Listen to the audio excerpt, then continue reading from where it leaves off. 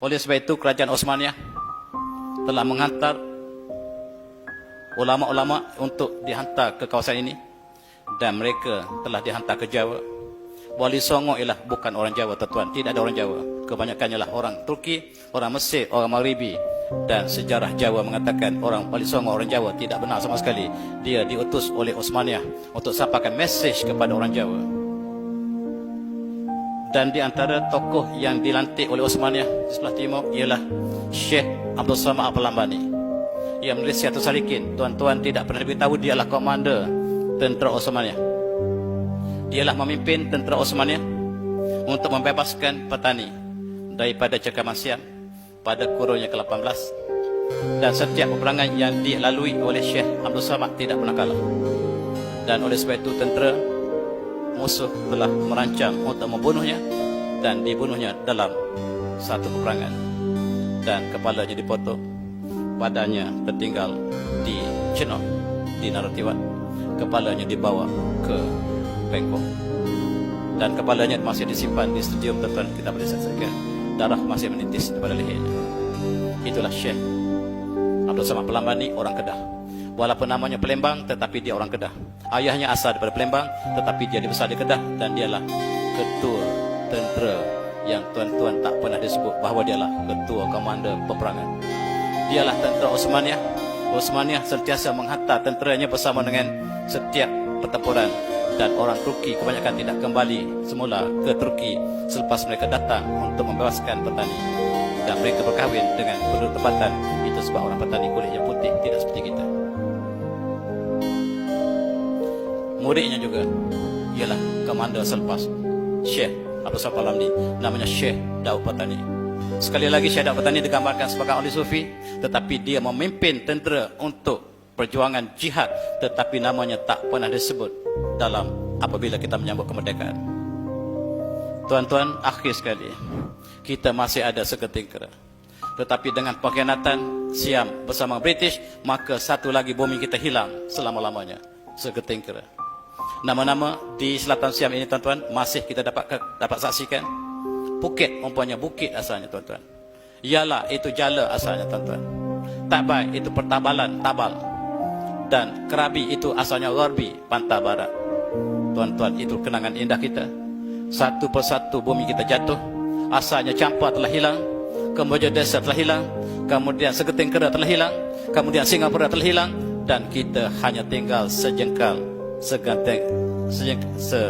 sekangkang kera yang bumi pesaka yang masih ada. Apakah kita dapat pertahankan untuk generasi kita akan datang? Tentera Islam yang kalah dalam perjalanan bersama dengan Syekh Daud Patani, dipijak dengan gajah beramai-ramai. Mereka diletakkan di bawah lembah dan pijak dengan gajah. Ini sejarah malang umat Melayu yang sentiasa kalah dalam perjuangan mereka. Itu sebab Kedah nama asalnya kalah, tuan-tuan. Sebelum ditukar menjadi Kedah, asalnya kalah. Orang yang kalah, orang Melayu tak pernah menang dalam peperangan. Bukan tidak kuat, tetapi pengkhianatan sentiasa berlaku dalam kalangan armada peperangan. Akhirnya kita tinggal kenangan. Bumi ini pun hilang, tidak ada lagi. Dan perjanjian antara Siam dengan Perancis bersama dengan British telah menyerahkan bumi ini seluruhnya kepada Siam tanpa ada sebarang rundingan dengan Raja Melayu. Oleh sebab itu perjuangan diteruskan.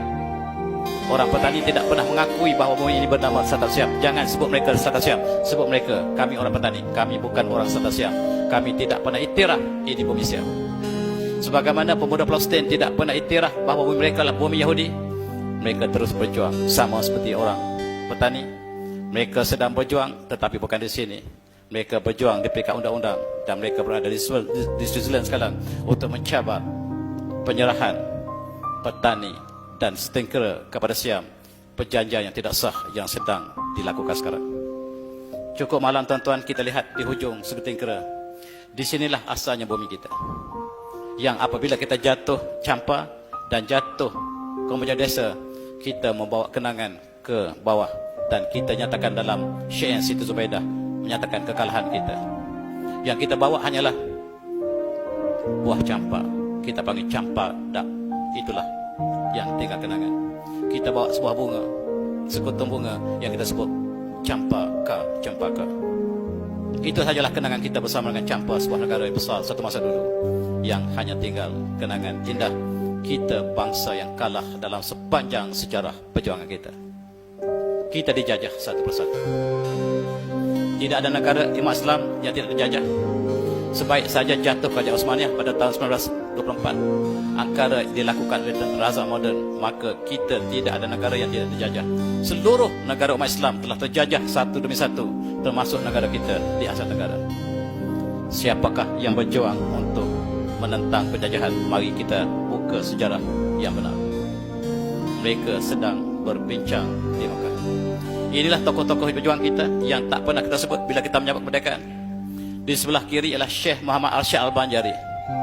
Di sebelahnya ialah Syekh Abraham Misri, Syekh Abdul Wahab Bugis. Dan ini gambar menunjukkan perjuangan mereka sedang merancang jihad ke atas seluruh penjajah di atas bumi Melayu, daripada hujung ke hujung. Dan mereka tidak pernah membezakan geografi. Kita satu umat, satu agama. Dan mereka mengatakan tentera inilah yang berjuang untuk menentang penjajahan. Tetapi dalam sejarah kemerdekaan kita, perjuangan mereka tak pernah disebut. Selepas mereka tiada, maka perjuangan disambung oleh orang ini, Syekh Nawawi Al-Bantani. Inilah yang sangat ditakuti oleh penjajah, sebab dialah yang telah meniupkan semangat jihad dan mengeluarkan fatwa tidak boleh sama sekali orang Melayu, umat Islam di Asia Tenggara, bekerjasama dengan musuh Allah, yakni British atau Belanda atau Spanyol. Tetapi orang Melayu sudah bekerjasama dengan British ketika itu. Orang Melayu ketika itu sudah menjadi tentera British. Orang Melayu telah menjadi kerani British. Orang Melayu sudah menjadi mata-mata British. Mata-mata British maksudnya spy British. Dan inilah musuh yang disebut bahawa perjuangan kita telah dinodai oleh orang Islam sendiri. Kemudian kita lihat Belanda menghantar Snoek Honje untuk melihat kekuatan Islam di Mekah. Dia berperang oleh Islam dan dia melaporkan kekuatan umat Islam perjuangan di Asia Tenggara bukan daripada mereka yang berjuang di atas kebangsaan, tetapi ulama yang ada di Mekah. Nawawi Bentan, Syekh Ahmad Al-Fatani, Syekh Ahmad Khatib Minangkabawi, tiga tokoh ini yang sangat ditakuti. Mereka lah yang rekrut pejuang-pejuang yang datang menentang penjajahan, dan mereka ini disebut sebagai pemberontak. Dalam sejarah pejuang-pejuang yang dilatih di Mekah inilah yang disebut sebagai petualang, sedangkan mereka lah petualang. Dan di antara ulama yang dipimpin di Mekah untuk berjuang menentang Belanda ialah orang ini, Raja Ali Krana namanya. Ulama besar yang warisi kerajaan Riau Lingga, tetapi dia telah dijatuhkan oleh Belanda. Pulau Penyengat pusatnya telah dibakar hidup oleh Belanda sehingga telah lari, tidak ada kekuatan lagi. Umat Islam di Mekah mengasuh raja ini, namanya Sultan Zainal Abidin yang ketiga, sebagai pemimpin untuk memimpin kerajaan Osmaniyah kembali di sebelah timur. Tetapi dia juga telah dikalahkan oleh British. British telah masuk Terengganu.